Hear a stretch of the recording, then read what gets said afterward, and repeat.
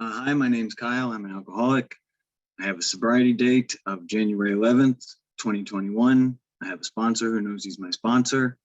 I call him almost every day. I try to do as best I can with that. And those are the most important things about my sobriety. My obsession with alcohol kind of began before my first drink. I grew up in a family of drinkers. I grew up around alcohol a lot. So I kind of always had this vision of alcohol as a means to celebrate, a means to have a good time, a way that people interacted. I idolized that. I remember as a young kid, I would have glass bottles and I would pretend that they were beer and pretend that I was drinking even before like I had ever had a first sip. So I was kind of excited to get that experience. And when I had my first drink, it was with my older brother, him and his friends took me out after I got off work one time. I was like 14 years old working at the local pool, and we went and had some beers, and I just had the time of my life. I was hanging out with some older kids. Everyone thought I was cool. It was great. So from there on, that's just what I wanted to do. I began seeking alcohol as the most important thing that I could do. It kind of took precedence over other things in my life. I was highly involved in school and after school activities and sports. I was on the baseball team. And that all quickly went away. I was lying and stealing and like sneaking out just to get alcohol. And that was what was the important thing in my life. It was the way I had fun. So from there, once I got to high school, my father passed away, and that kind of introduced alcohol as a means of coping for me as well. So then I had alcohol as an outlet for celebration and as a coping mechanism. It was kind of both sides of the spectrum for me. So I was a social drinker at the time. I had access to alcohol. I had that older brother, and then I had a fake ID. And when you're in a small town in Ohio, they don't really ask too many questions. So I was able to kind of drink as I wanted from a young age, and I had the place to be. I didn't have a lot of supervision, so drinking was just kind of my who I became as a person, who people knew me as, and people wanted to hang out with me for that reason. It wasn't like they were my friends. They wanted to hang out with me because I could get alcohol and I had the place to party at. So that kind of solidified that as like what I wanted to do and what I wanted to be. Alcohol was a cool thing, what I idolized doing. Like I said, it took precedence over just about everything I did. My grades were terrible. I graduated anti-valedictorian in a class of like 450. I was 451 somehow, I think. I don't know how that happened. But yeah, I graduated bottom of the class. I think I had to forge some paperwork that said I'd worked to graduate even. And that kind of was cool to me. I was happy to do that. I started hanging out with people who lived that life, and that's what I wanted to be around. It was the social degradation. And then I thought that I needed a geographic solution to that problem. So I tried to get into college. I took kind of a backdoor route, took some community college classes, and went off to school. I searched for a party school. When I was looking at schools, I wanted to go somewhere where I could party. That was still what I wanted to do and who I wanted to be. So I went to a party school where I could live that life. And I started drinking there. But when you're in college, everybody can get alcohol. So I kind of lost that route to gain friendship towards people by having something that they wanted. So that's when I really started to, as I like to think that, play the clown when I would drink. I would just do more absurd things to get attention for it, to kind of gain acceptance. The stuff I would do would just be drinking as many shots as I could, beer bongs, just stuff like that. Things that seem like you're having a good time. You seem like you're having a party, but on the inside, it's just like a cry for attention and a cry for hope. So I was trying to accommodate my life to drinking is when I started to do that as well. I learned that I could be functional as long as I would balance my chemicals out. So I would make my schedule. I didn't have morning classes. I would drink a bunch of coffee in the morning, smoke a bunch of weed to get through the day. That was like enough. And then that was always just like waiting until I could drink afterwards. And every day there was some type of happy hour somewhere, so I could go drink. And I was always justified. You know, I felt like if I was out having a good time partying, it was cool to drink because I was just having a good time partying. But it was never really the party. You know, the idea that you have in your head of like hanging out and having so much fun and talking to other girls. I was just always too drunk to do it. So like I was too drunk from the pregame to really have a good time with all my so-called friends. So I made it through college, somehow graduated with decent grades. Like I said, I was balancing my life and I wanted to be a functional alcoholic. That's what I thought would be like my ticket out. I could be a functional alcoholic. I could have it all. I could be a weekend warrior. I could drink on the weekends, have this great party, and still like make something of myself. So after I graduated, I was back on my mom's couch, and I was having trouble finding a job. So once again, I tried to take a geographical solution for my problems. I moved off. I moved to Maryland, DC, and I did that on a whim. I got my job off Craigslist, sold my car to make a down payment for an apartment. And that was like off to the races.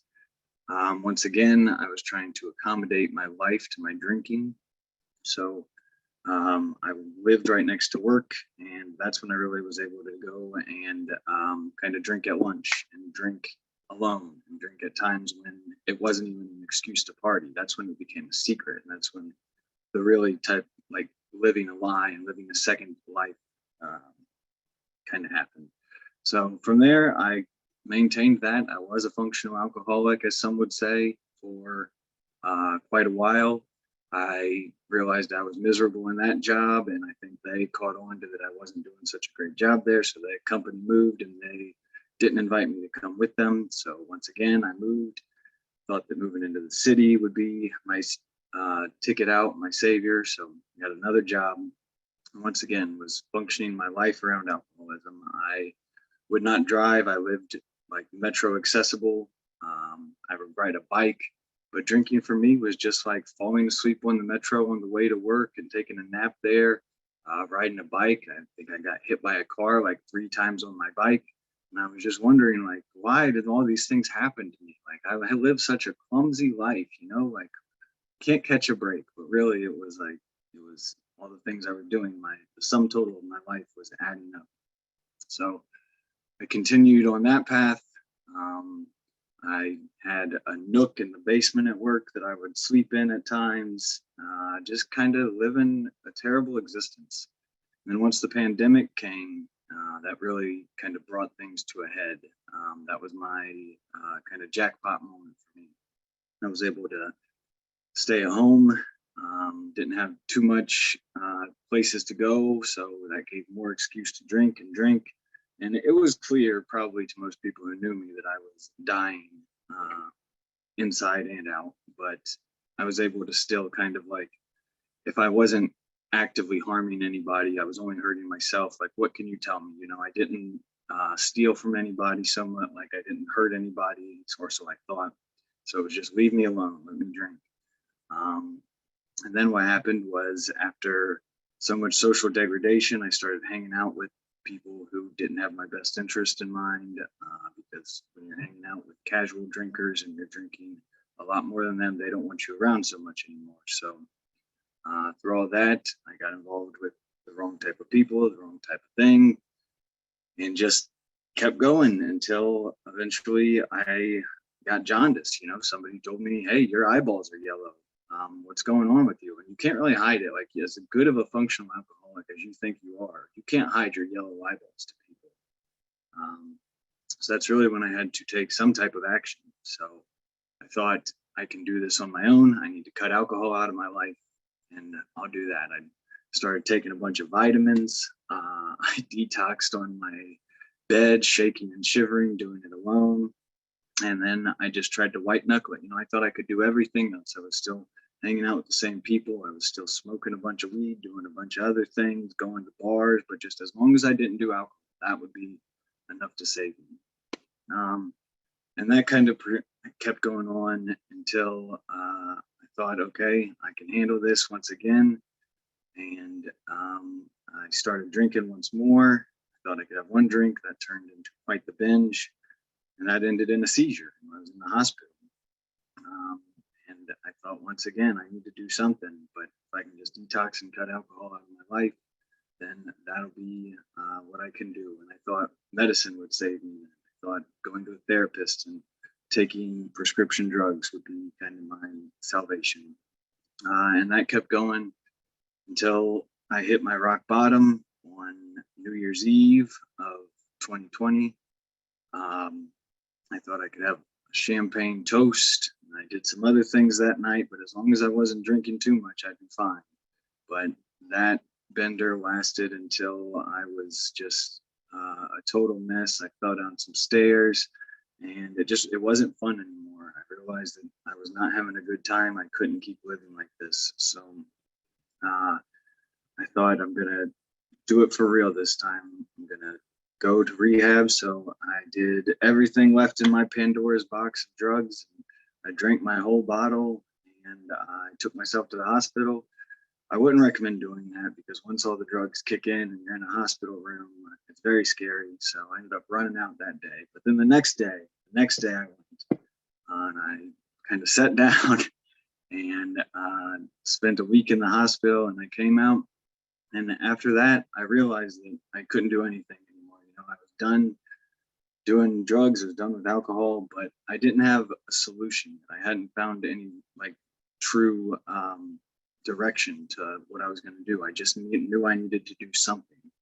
So I kept going to therapy, and then my therapist left, and I was just looking for any harbor in a storm. And somebody said, "Why don't you try AA?" And I thought, it's a pandemic, you know, Zoom. I couldn't possibly make a connection over Zoom. I couldn't possibly do this. But then I came and I sat down, and somebody said, "Hey, what's your name? How are you doing?" And they just talked to me, and I got some numbers, and I had a place to be. I had people to talk to, and people to listen to me, and people to who knew my pain, who knew what I was going through, the same type of thing. So somebody told me just sit down and listen. So I did that for a long time. I would just kept coming back and kept coming to meetings, and I was hearing the message, and I was just so happy to be sober. I just my life started to instantly kind of clear up. The fog lifted, and sobriety was great. I thought sobriety was enough. I was just happy to have a place to be and to be sober. I wasn't fully committed. I didn't really think I was going to be working the steps. I never thought that I would be leading them, like sharing at a meeting like this. I never thought I'd be that person. I just wanted to find out how I could stay sober. That's all I wanted. I wanted to keep living my life, but just stay sober. And I thought people would tell me how to do it here. I thought I could find the answer. And I did, but I was in kind of a bubble of sobriety, of safety in the pandemic. I was at home, and all I had to do was come here, sit down, talk to people. I could spend all night on 5D. And then I had kind of a wake-up call when I started going back to work. Somebody came to me, a person I used to drink with, and offered me a drink at work. And by the grace of my higher power, I was able to say, no, that's okay. That's okay. Not today. But then I really realized that I needed some tools. I needed the tools to help me, and the tools to get past it. I needed to grow as a person. So that's when I really tried to start, living AA as a lifestyle and working the steps and getting service. So I threw myself into it, and now I've learned that sobriety is great, but getting sober, cutting alcohol and drugs out of my life was just like the first step. That was getting back to zero for me. And now I can find that in sobriety, I can grow as a person. You know, there's more to it. There's more to be out there. I can get more out of life in sobriety. Just like I can do different things. I get more time out of the day. I have better relationships with everybody. Working the steps, I was able to make some amends to some people, to my dog that I've been neglecting the surgery that he needed for a while. If anybody knows me, they've heard the story of my dog. But so I'm still working. I'm still working the steps, maybe a little bit slower than I would like to sometimes, but my sponsor says that it takes time. So I'm happy to have a slow and long recovery. But, you know, having the things, the tools I've learned in AA and coming here and talking to people, I learned that life can still be hard, but it doesn't have to resort back to drinking. You know, it doesn't have to be your outlet for everything. I can find that acceptance is my answer for when things are bad. Like I still have to deal with people I don't like. Romance is still hard, but I can find that in sobriety, I can find people who like to be around me rather than just want my attention. You know, you don't have to hang out with the dredges of society.